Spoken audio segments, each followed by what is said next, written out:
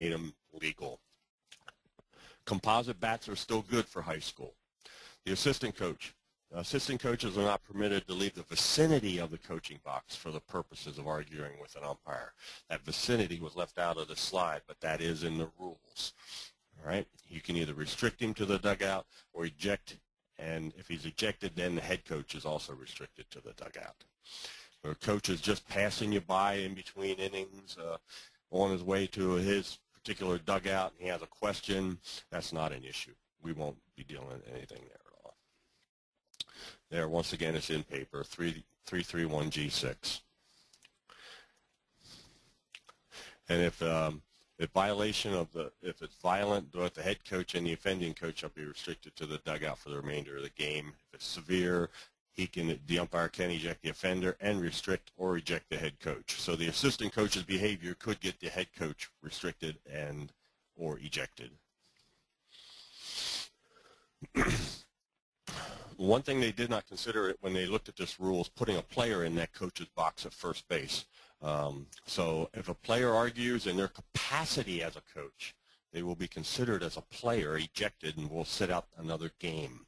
So if you have your ace pitching on a Monday, you have a Monday, Tuesday, Thursday schedule that week, and you put him in the first base box on Tuesday, and he decides to argue with you as an umpire, you eject him, do not restrict him to the dugout, and he's probably going to miss that Thursday game too. So there's no restriction to the dugout. Runner's interference this year. Previously, if a batter would be declared out if a runner interfered with a fielder attempting to field a fly ball. Now, if it's a fly ball and the runner interferes with that fielder, that runner is declared out. So it's in paper 741F. Any offensive member of the offensive team other than the runners interferes. It's in where it says batter is out in the rule book, but it really is not. Now the runner is out this year. Were some editorial changes. We'll go through these this year. We talked about the Under Armour sleeves on the pitcher. It's legal with the vest on the far left. Legal in the middle with the sleeve, white sleeves only down to the elbow. Illegal far right with the white compression sleeves down past the elbow. We want to make sure that no white or gray extends below the elbow. A vest or coordinating shirt that is worn underneath is viewed as a type of the uniform top. It's not considered a separate animal. Our position on this, though, at VHSL, if you remember last year, they did not touch base about the non-throwing arm of that pitcher. He could wear white before, all right? Now it is illegal on either arm of the pitcher that he would wear white or gray medical sleeves or compression sleeves down past his elbow. So we are taking a stance at either arm. Set position before, by definition, this pitcher has made it, was in compliance with the rule that the pitcher had his hand by his side, no attempt to deceive the runner. When he does get into this gorilla position, though, and he's swinging his arm, and you can move that to the next slide, Greg. As he's set in the set position, he now may not swing his arm at all. That will be a balk. It's considered as a means to deceive the runner, whether he has the ball in hand or not. He would have been starting. They made a rule change here on a batting infraction. Before it used to say that if he hit the ball fair or foul with his foot outside of the box, somebody had put his knee down on home plate, touching the ground completely outside the box, and it wasn't. It said that, well, it wasn't his foot, so they added knee to that, just an editorial change. Batter touched by a pitch ball, that's a judgment on our part.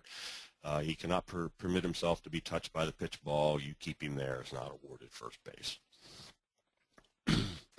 That's an umpire's judgment.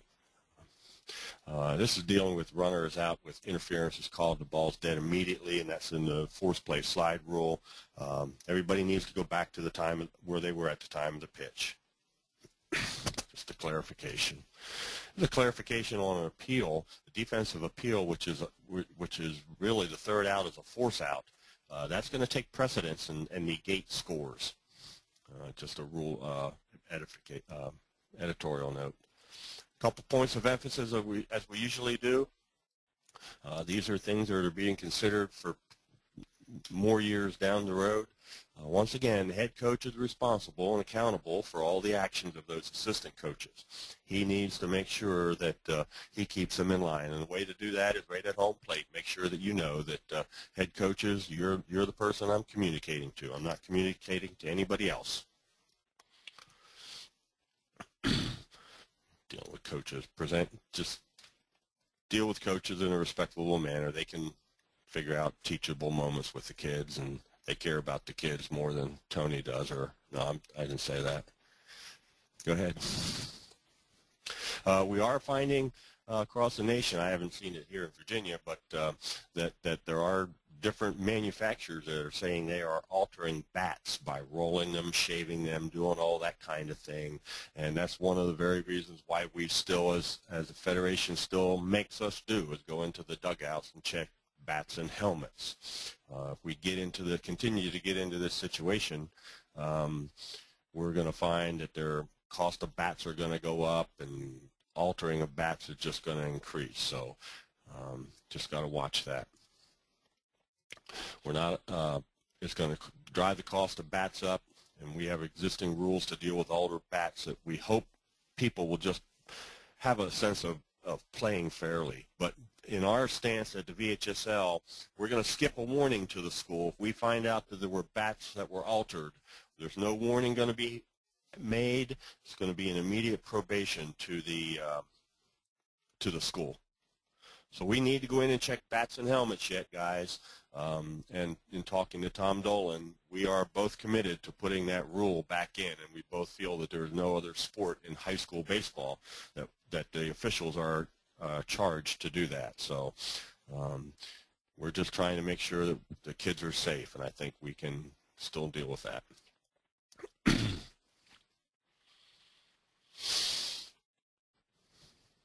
Demonstrates that we're interested in their safety and that we have a non-confrontational way. Remember, in the rule book deals with if a kid goes unconscious, we're very concerned about concussions. Make sure there's that foam in those helmets. If a kid goes down and he's unconscious, he has to have a written excuse to get back into the game by a medical doctor. All right, and the Federation guidelines are in the book. Lightning is still the same, 30 minutes from the time that you hear the last sound of thunder or observe the lightning flash. If you get 28 minutes into it and it goes, you got to restart your clock. Get them off the field. Let the coaches take them somewhere. 3-foot running lane is a point of emphasis. We're finding that that's not being enforced by our officials. That batter runner must be in that lane. When the ball's being fielded or thrown to first base, he could be outside the running lane to avoid a contact, but what we're seeing is that we're not getting that called on a consistent basis with our officials. So we need to keep calling that. One thing you got to keep remembering is that catcher is making a throw, and he has to make a throw. He doesn't just can't double cock. He has to make a throw. What we don't want to see happen is the guys actually hitting that guy in the middle of the back on purpose.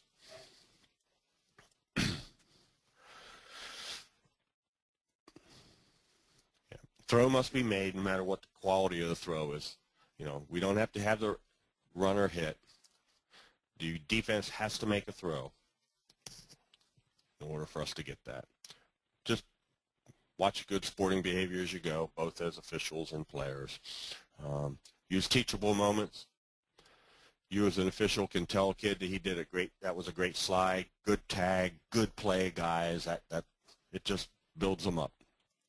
These are the bat standards we already went over, but you know, just for your own benefit, that NCAA has put that moratorium on composite bats, but the Federation has not. Points of emphasis. Here's some game situations, guys. We'll just go through them real quick. Kind of pretty easy. Go ahead, Greg. You have a courtesy runner for a catcher in the third inning with one out. After the second out, he sends the catcher back out to run for himself. Can he do this?